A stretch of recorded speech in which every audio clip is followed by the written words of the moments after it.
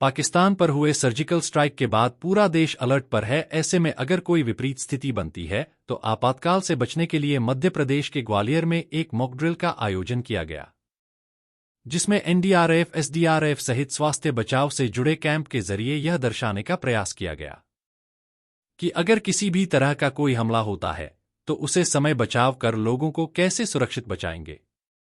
खासकर केमिकल हमले से कैसे बचाव होगा, इस पर ज्यादा फोकस किया गया। मॉक ड्रिल में स्कूली बस में फंसे बच्चों को आपात स्थिति में बचाने की तैयारी दिखाई गई। साथ ही इस मॉक ड्रिल का मकसद शहर के लोगों को पहले से ही अभ्यास करना है कि अगर कोई आपात स्थिति बनती है तो उसके लिए कैसे तैयार रहा जा सकता है और कैसे वह खुद इससे बच सकते हैं। मौके पर कलेक्टर, एसपी सहित भारी संख्या में पुलिस बल और बचाव दल मौजूद था, जिनकी देखरेख में ग्रीन कॉरिडोर बनाया गया और मॉक ड्रिल का प्रदर्शन किया गया है।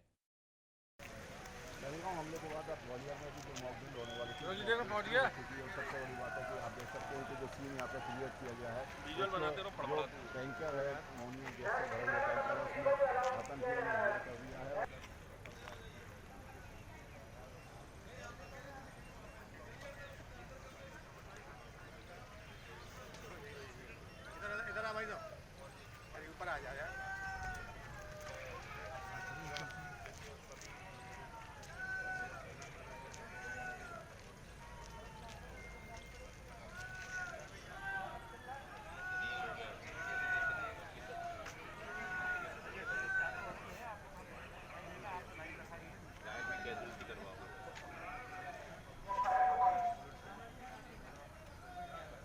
की इमरजेंसी सिचुएशन निर्मित होती हैं। कई बार केमिकल इमरजेंसी होती है, जब सड़क पर चलने वाला कोई केमिकल लेके चलने वाला टैंकर एक्सीडेंट हो जाए या किसी गैस का रिसाव हो जाए। इस प्रकार की इमरजेंसी सिचुएशन को डील करने के लिए किन किन विभागों का समन्वय आवश्यक होता है, ये इंटर डिपार्टमेंटल समन्वय से ही संभव होता है।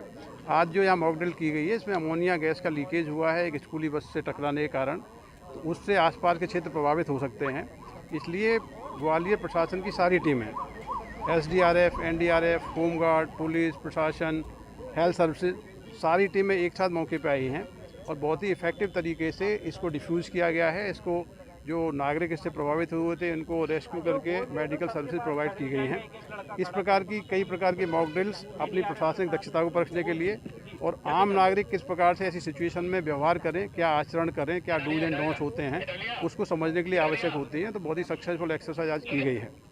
सर इवनिंग में आज इसके अलावा शाम को 4 बजे से लेकर 8 बजे तक इसी प्रकार की कई के साथ में ट्रेनिंग और टेबल टॉप एक्सरसाइजेस कर रहे थे और उसका आज एक लाइव डेमो हम लोगों ने एक केमिकल डिज़ास्टर के संबंध में किस प्रकार से हमारा रिस्पांस होना चाहिए। हमारी फर्स्ट रिस्पॉन्डर्स जो ग्राउंड की टीम होती है उनको अपना अपना रोल पता रहे, किस क्रम में रिस्पॉन्ड करना है, क्या क्या एक्टिविटीज़ होनी है, इसके संबंध में पहले ट्रेनिंग दी गई और आज इसका एक फिजिकल मॉक ड्रिल हम लोगों ने अभी करके देखा है। शाम को भी आज विभिन्न अलग अलग सिचुएशंस के लिए, जैसे यदि बिल्डिंग में आग लग जाती है तो किस प्रकार से रेस्क्यू होगा, अगर यदि बिल्डिंग पूरी तरह से गिर जाती है तो मलबे से हम लोगों को कैसे रेस्क्यू करेंगे, ऐसी अलग अलग सिचुएशंस को सिमुलेट करके आज शाम को भी विभिन्न जगहों पर ड्रिल्स होंगी।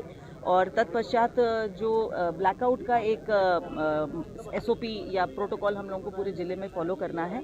जैसे हमको निर्देश प्राप्त हुए हैं, कभी भी जब एयर स्ट्राइक होती है तो एक कंप्लीट ब्लैकआउट जो है ये एक बहुत अच्छे टूल की तरह काम करता है। यानी हम अपने दुश्मन को अपनी लोकेशन नहीं बताते हैं ऐसा रोशनी का करके। तो ब्लैकआउट में जो निवेदन आप सभी लोगों से है, सभी नागरिकों से है, वो ये है कि जैसे ही आपको 7 और 8 के बीच में, संभवतः 7:30 के आसपास हम उसको प्ले करेंगे, क्योंकि आज एक ये अभ्यास के रूप में है। 2 मिनट के लिए एक लंबा सायरन बजेगा। लंबा सायरन जब बजेगा तो आपको तत्काल अपने घरों की, अपने शॉप्स की, अपने प्रतिष्ठानों की लाइट्स को इमीडिएटली बंद करना है। जहां खिड़की दरवाजे हैं उनको बंद करना है, पर्दे हैं तो उनको पर्दों को लगाना है, नहीं है अगर आपको पता है कि कांच से हमारे बहुत रोशनी आती है तो अंदर से उसमें ब्लैक शीट्स, पेपर इत्यादि लगा करके लाइट को ब्लॉक करना है। कुल मिला के उद्देश्य ये है कि आपके घर से रोशनी बाहर बिल्कुल नहीं जाए और इस प्रकार की सिचुएशन हमको क्रिएट करनी है। परिवार के सभी लोग इकट्ठे होकर के एक कमरे में आ जाएं, एक बहुत छोटे से लाइट सोर्स पे जहां आप मिनिमम में सर्वाइव कर पाएँ उसको वैसे रखें और बिल्कुल शांतिपूर्ण तरीके से करें। ये एक तरीके से एक प्रैक्टिस है, इसमें बिल्कुल भी पैनिक करने की आवश्यकता नहीं है। और संभवतः 15 मिनट में हमारी ये एक्सरसाइज पूरी हो जाएगी और पुनः आपको एक सायरन सुनाई देगा, जिसके बाद में हम अपनी लाइट्स को ऑन करके रेगुलर सुचारू रूप से उसको यूज़ कर सकते हैं। एयरपोर्ट बंद कर दिया गया है क्या अभी? नहीं, चालू है।